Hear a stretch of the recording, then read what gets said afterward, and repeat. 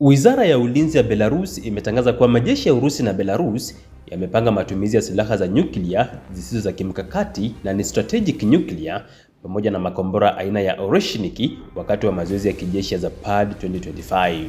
Hatua hii inaashiria ongezeko la mafunzo ya kijeshi yenye uhalisia mkubwa yanayolenga kuonyesha uwezo wa mataifa hayo mawili katika ulinzi wa pamoja dhidi ya vitisho vya nje.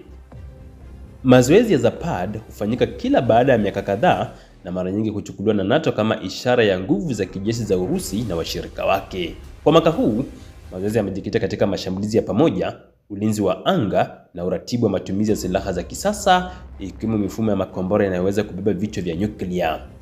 Rais wa Urusi Vladimir Putin aliwasili binafsi kushuhudia mazoezi hayo, ambapo alipokelewa na waziri wa ulinzi wa Urusi Andrei Belosov pamoja na waziri wa ulinzi wa Belarus Viktor Kronin. Uwepo wa Putin unatazamwa kama ujumbe wa kisiasa na kijeshi kwa magharibi unaoashiria kuwa Moscow ipo tayari kutumia hatua za kiwango cha juu kulinda maslahi yake.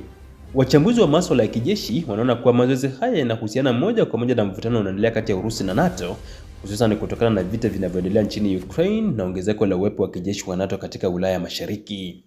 Kutaja kwa uwezekano wa matumizi ya silaha za nyuklia haswa zisizo za kimkakati ni jambo linaloongeza wasiwasi mkubwa, kwani linagusia moja kwa moja mipaka ya usalama wa kimataifa.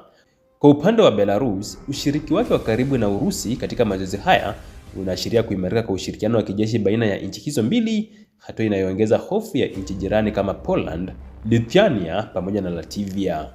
Mazoezi ya Zapad 2025 yanatarajiwa kuendelea kwa siku kadhaa, yakihusisha makumi ya maelfu ya wanajeshi, ndege za kivita, makombora na mifumo ya ulinzi wa anga, huku dunia ikifuatilia kwa makini ishara zinazotolewa na Moscow na Minsk kuhusu mustakabali wa usalama wa Ulaya.